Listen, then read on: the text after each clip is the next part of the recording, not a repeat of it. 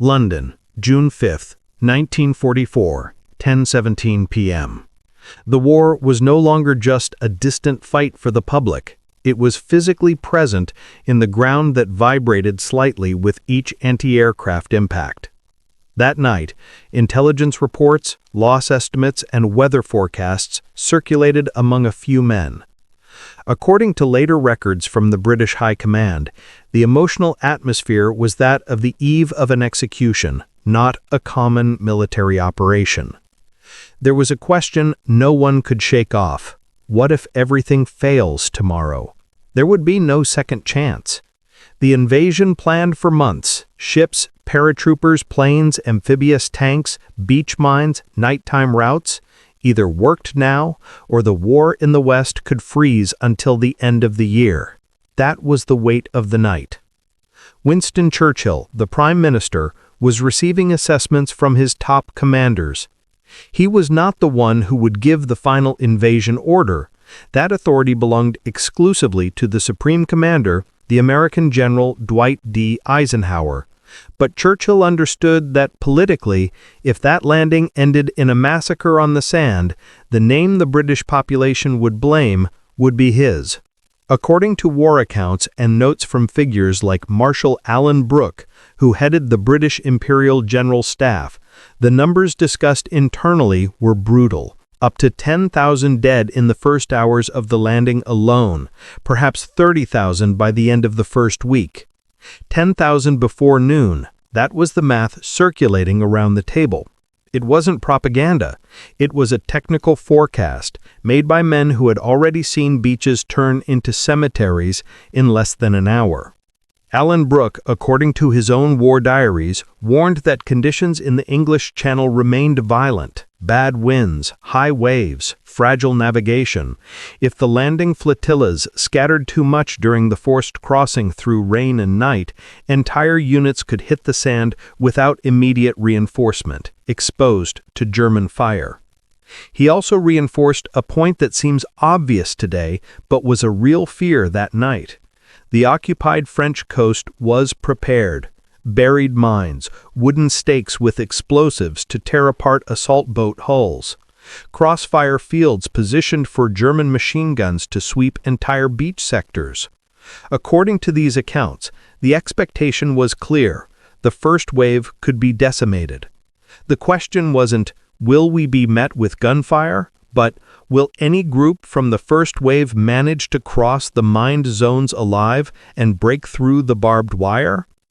On the other side of this grim analysis was the aggressive confidence of Bernard Montgomery, commander of British ground forces in the operation. Records from the time show Montgomery convinced that, even with extremely high losses, the invasion was viable and necessary. He wasn't selling the illusion of a clean victory.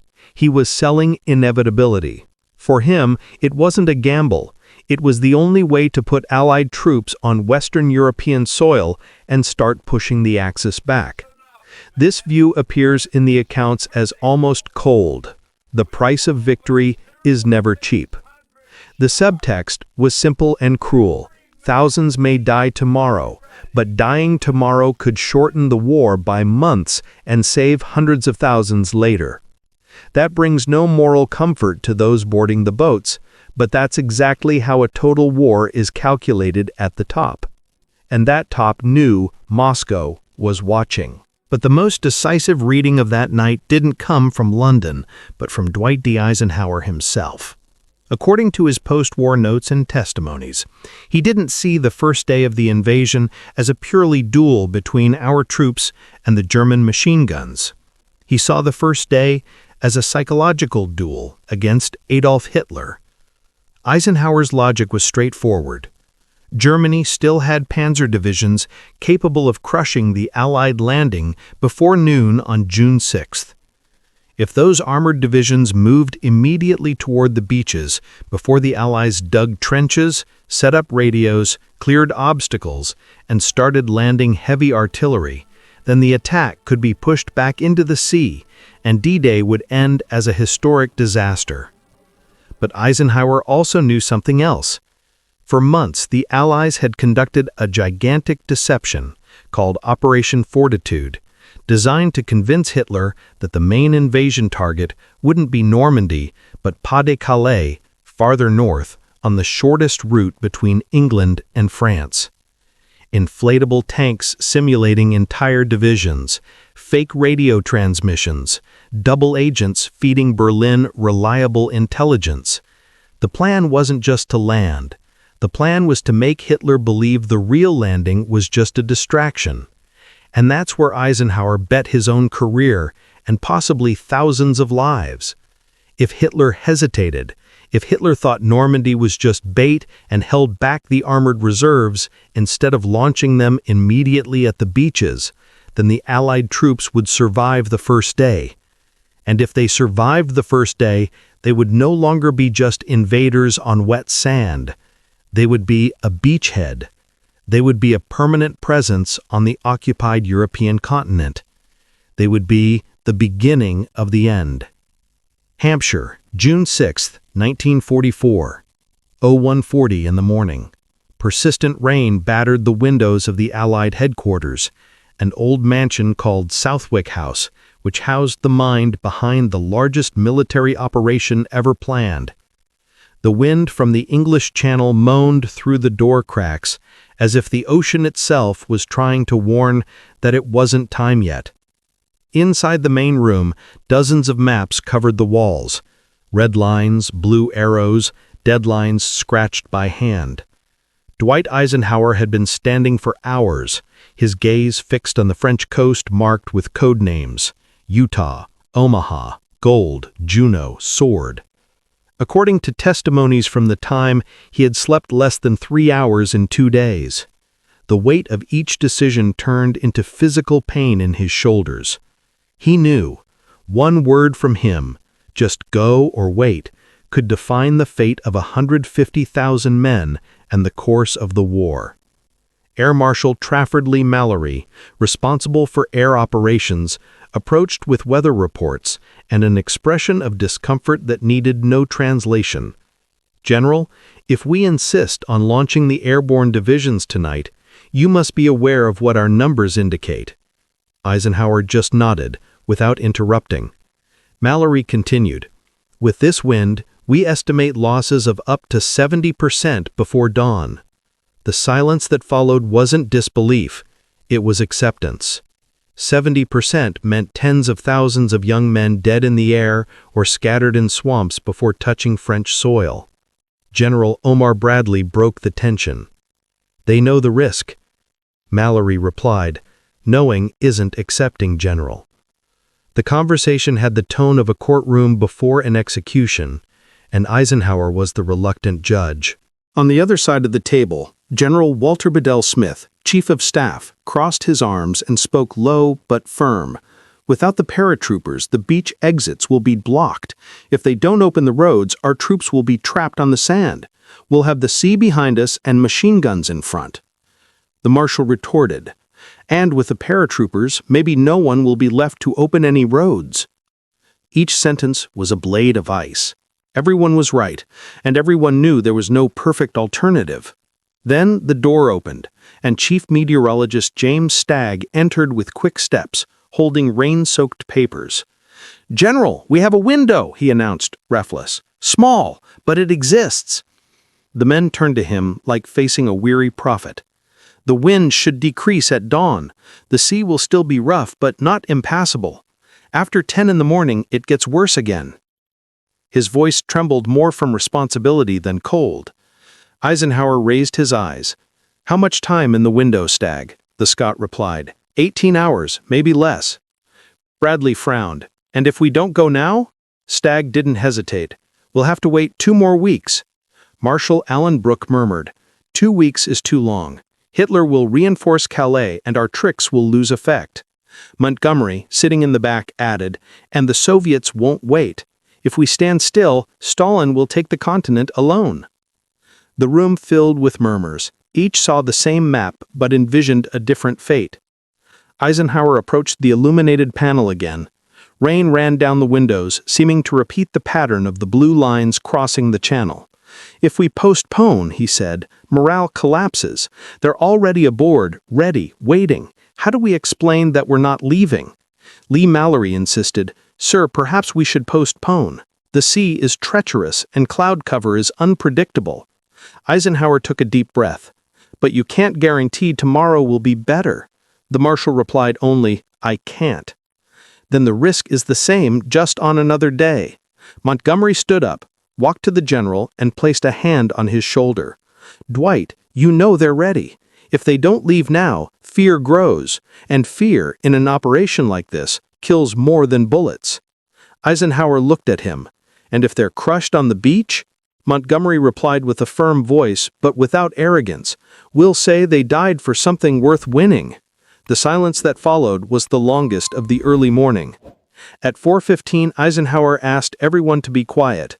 The pen between his fingers seemed to weigh a ton. "Gentlemen," he said in a serene voice, "this is the hardest decision I've ever had to make." The sound of the rain was the only applause. But postponing is no longer an option. He looked at each of those present, as if fixing their faces in memory forever. "We go ahead."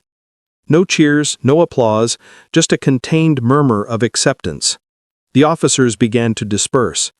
Montgomery nodded in silence. Stagg lowered his head, exhausted. Leigh Mallory removed the papers from the table without looking anyone in the eye. Destiny now had a date and time.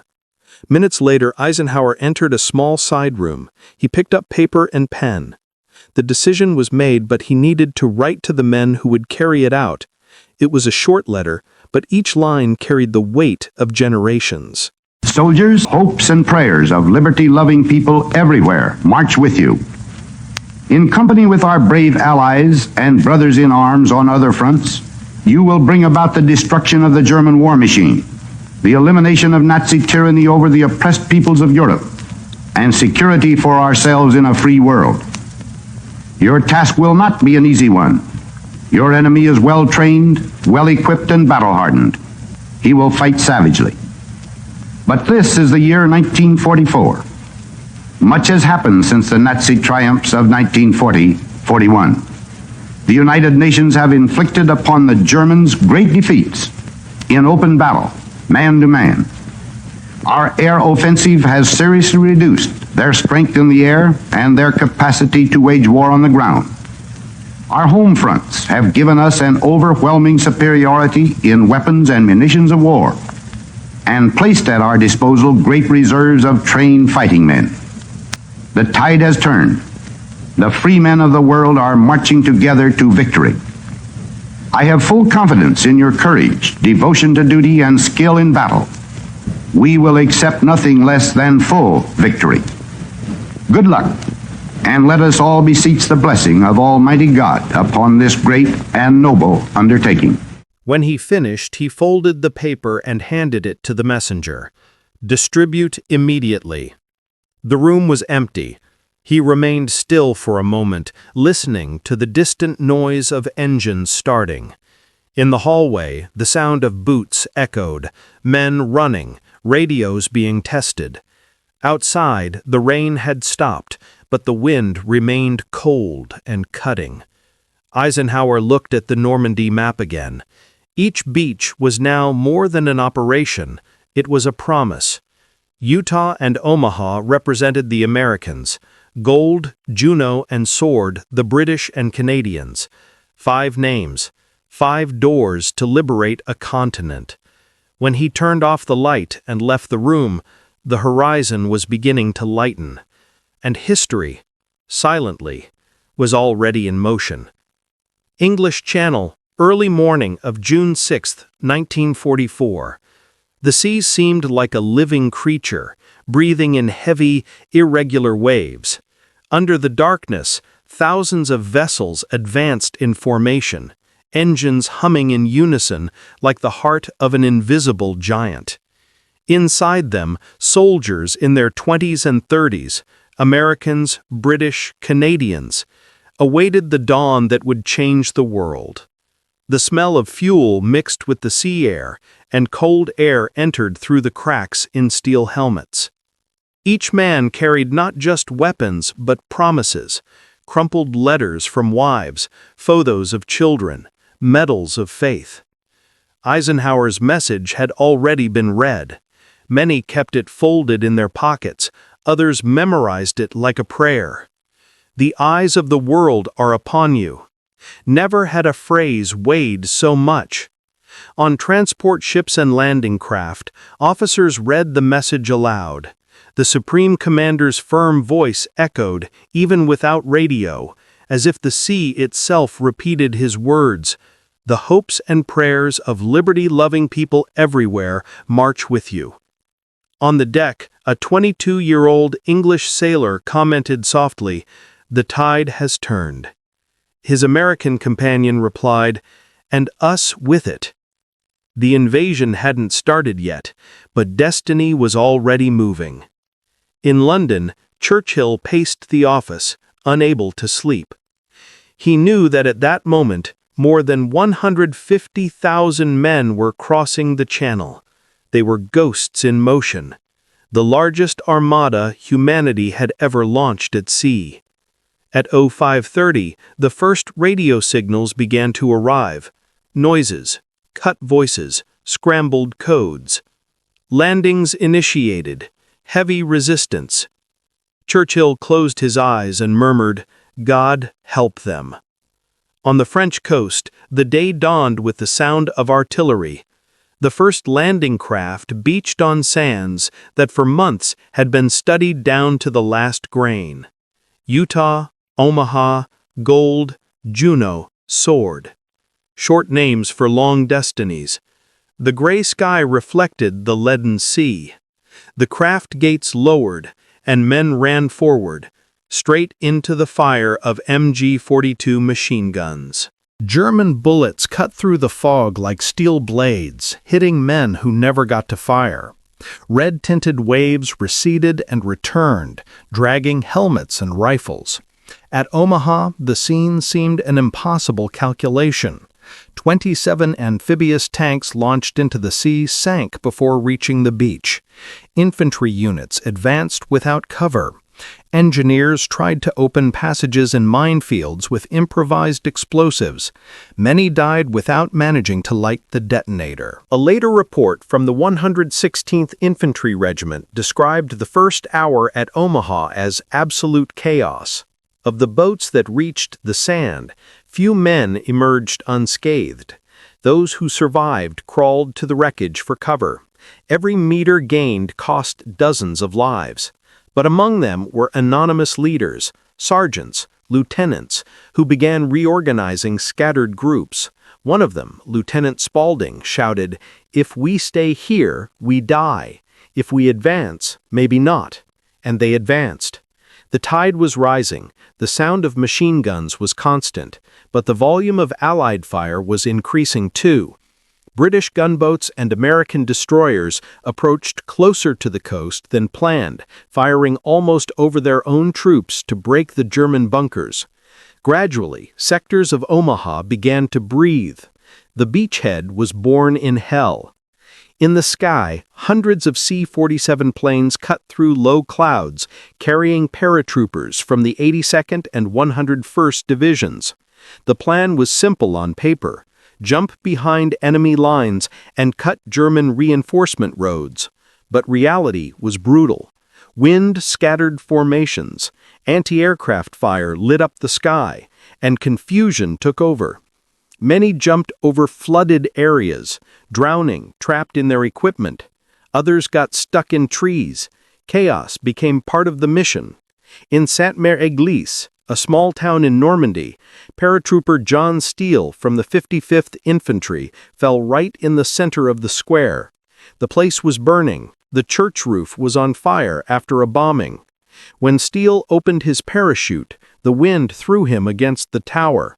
The fabric got tangled in the pinnacle, and he hung there, wounded, watching the battle unfold below him.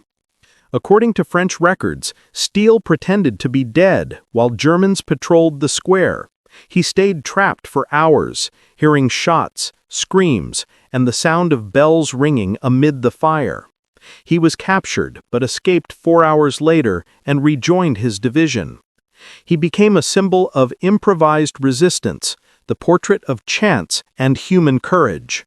Stories like Steele's multiplied that morning. Every soldier had their own piece of hell. At Juno Beach, the Canadians broke through defenses after a bloody advance. At Sword, the British took the first villages. At Utah, the Americans missed the landing point by 2 kilometers, and, ironically, that error placed them in a less defended sector, saving hundreds of lives. Chaos, that day, was luck's best ally. By 9:00 hours, reports indicated that part of the troops had crossed the dune line and established positions. Engineers began clearing obstacles. Medics improvised infirmaries in craters. Radios finally transmitted clearly. More convoys approached the coast, bringing ammunition, food, and fuel. What hours earlier seemed like despair began to turn into structure. Meanwhile, at Southwick House, Eisenhower listened to the first reliable transmissions. "The beachheads are holding." He didn't smile. He just removed his cap, ran a hand over his forehead, and murmured, "Then it has begun." The war would no longer be fought from afar. It was now on solid ground. But hundreds of kilometers away, a man was sleeping, and that delay would be the detail that decided the century. Berghof, Bavarian Alps, morning of June 6, 1944. The sun had already risen over the mountains when the first reports reached Hitler's headquarters. The messages were urgent, confused, and full of static. Invasion underway, mass landings in Normandy, paratroopers behind the lines. The aide-de-camp hesitated to awaken the Führer. Within the Nazi hierarchy, waking Hitler without direct orders was risky, not out of superstition, but political fear. While Germany's most powerful man slept, history moved without him. The hesitation cost precious hours, and in that space of indecision, Eisenhower's luck began to solidify. Around 10 o'clock, Hitler was finally awakened. General Jodl delivered the updated report. The news indicated that Allied troops had landed at several points on the Normandy coast, but instead of reacting with urgency, Hitler fell silent. According to memories of officers present, he believed it was just a diversionary operation. The real invasion, he thought, would come at Pas de Calais, the narrowest point between England and France. It was exactly what the Allies wanted him to believe. For months, double agents, fake transmissions, and ghost divisions had sustained this illusion. The non-existent army commanded by Patton, built with inflatable tanks and simulated communications, seemed real to German intelligence. Operation Fortitude had worked. The practical result was devastating. Hitler kept his most powerful panzer divisions in reserve, waiting for the real attack that would never come. He prohibited the immediate movement of these units to Normandy without personal authorization, and in practice, that authorization didn't come until it was too late. Field generals like Rommel and Rundstedt begged to react quickly. "We must crush them while they're still on the beach," they shouted over the phone. But the German doctrine of centralized command, imposed by the Führer himself, turned speed into bureaucracy. While Hitler hesitated, the beaches fortified. Every minute lost became a meter gained by the Allies. The indecision wasn't just military, it was psychological. Hitler believed in his own narrative that he was an infallible strategist and that enemies were predictable. Fortitude exploited exactly that vanity. His reasoning seemed logical. If Normandy was so open and poorly connected, why would the Allies choose such a difficult place? The answer was simple, because no one would believe they would be so bold. While trying to decipher what he saw as a trick, Hitler paralyzed the most mechanized army on the planet, and that paralysis became fatal. On the coast, reality had completely changed. As hours passed, the beachheads consolidated. Allied engineers dismantled mines, radios re-established communication, convoys brought supplies. At 1400, American naval artillery fired in sequence against German positions along Omaha and Gold. The ships destroyed defensive lines that had taken years to build. Meanwhile, British troops advanced toward Caen, and Canadians at Juno stabilized their flank. The invasion was no longer a gamble, it was a fact. When Hitler finally understood the scale of the attack, the worst had already happened. He ordered hasty counterattacks, but his panzer divisions had to cross congested, bombed roads under Allied aviation. The Luftwaffe, once dominant in the skies, was reduced to shadows. Few fighters managed to take off. Allied air dominance was absolute, and every German movement in open field was punished with fire. In less than 24 hours, the Nazi war machine, which had once advanced over Europe like an avalanche, now moved like a wounded animal.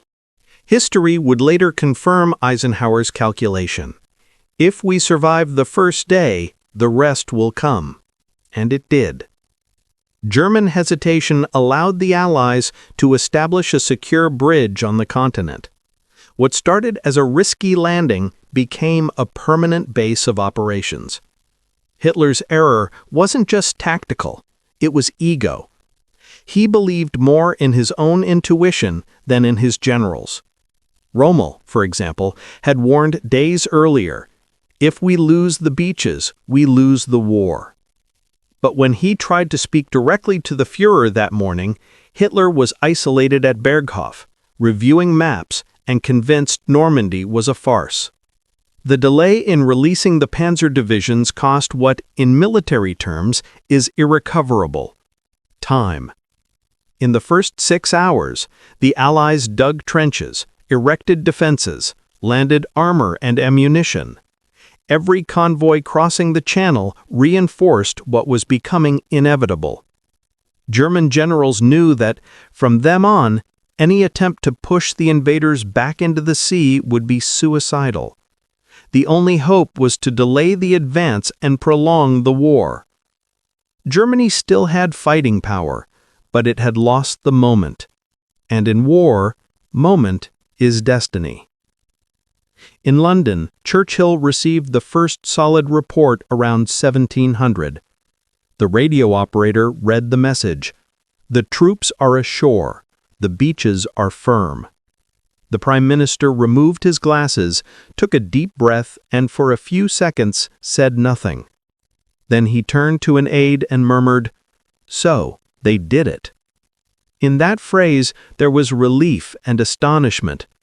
What was at stake wasn't just territory, but the very morale of the free world. If D-Day had failed, the post-war Europe map would be drawn by Stalin. But thanks to one man's indecision at Berghof and another's courage at Southwick, history chose another path. As night fell, Eisenhower already knew. The beachhead was secure. The invasion had passed the first test, and while the Normandy field still burned, Hitler ordered the impossible: drive them out before dawn, without realizing dawn already belonged to another world. It was at that moment that World War II ceased to be Axis dominance and began the path to its ruin. Hitler's error wasn't waking up late. It was waking up convinced he still had control. And on that June 6, 1944, for the first time, Europe's fate slipped from his hands. Southwick House, Hampshire, night of June 6, 1944. The sound of transmissions echoed through the corridors like an incessant murmur. Telegraphs clicking, radios crackling, messengers running from room to room. Each code received was a life confirmed, a loss reported, a beach conquered. Outside, the wind blew from the channel with the smell of salt and smoke. Inside headquarters, the atmosphere was one of silent exhaustion. There were contained celebrations, a handshake, a sigh of relief, a knowing look between officers. But in the annex office, Dwight D. Eisenhower wasn't celebrating. He sat alone, lit a cigarette, and looked at the Normandy map spread on the table. Hundreds of colored pins marked conquered positions, but he knew what those small flags hid: improvised cemeteries, bodies still nameless, promises that would never return. The beachhead was firm. Reports confirmed the troops had established themselves. Operation Overlord, the largest landing in history, had succeeded. Still, Eisenhower remained motionless, his gaze lost. On the table, two documents. The first, typed and clean, was the order of the day, the speech that had already circled the world with its words of courage and faith. The second was a small, crumpled note, handwritten in the previous early morning. The paper was ordinary, the handwriting simple. No seal, no formal signature. Just a short, direct, almost intimate text. It was the message to be released if D-Day failed, a document that never needed to be read, but that still today reveals what leadership under fear means. Eisenhower picked up the note, unfolded it carefully, and read in silence. Our landing forces in the Cherbourg-Le Havre area failed to establish a firm beachhead. I have withdrawn the troops. He paused, took a drag on the cigarette, and continued. Our troops, the Navy, and the Air Force did everything that bravery and devotion to duty could do. If there is any blame or fault in this effort, it is mine alone. He lowered the paper and looked at it for a moment, like facing a mirror. Those lines, written before the invasion, were the exact portrait of the weight he had carried. No other World War II commander wrote that text, an anticipated confession, a preventative absolution for everyone else. It was the recognition that courage isn't the absence of fear, but the willingness to decide even in the face of the abyss. Later he would confess to an aide, "I wrote that note to ease my heart." The man who ordered the largest military operation in history had also prepared the epitaph for his own failure. The contrast between the radio noise and the silence in the room was absolute. Every message from the front confirmed the enemy was retreating, positions were consolidating, the invasion had won the first day. And yet Eisenhower remained with the note in his hands, because he knew how thin the line between victory and tragedy had been. He knew how if the wind had shifted, if Hitler's deception had failed, if the sea had rebelled, the world would remember him not as Europe's liberator, but as the general who drowned 150,000 men on a foreign beach. Around 2100 hours, an officer entered the room and reported, "Sir, all beaches are under Allied control." Casualties were heavy, but the objective was achieved. Eisenhower just nodded. He put the note in his jacket's inner pocket and replied, "Thank you. Now let the men rest." The door closed again. The sound of rain had stopped. He stood up, went to the window, and looked at the dark sky over Hampshire. Across the channel, Normandy was burning, and with it, Hitler's empire began to crumble. Eisenhower knew that night marked the beginning of the end of the war, but also the start of a new kind of responsibility, the preservation of the peace to come. In London, Winston Churchill received the full report by phone. The operator read, "The beaches have been taken. The forces are established." Churchill was silent for a few seconds. Then he called Buckingham Palace. When King George VI answered, he said only, "Your Majesty, they are ashore." On the other end, silence. Then the response, "God guide them." That brief dialogue, recorded in official diaries, summed up the feeling of an entire generation.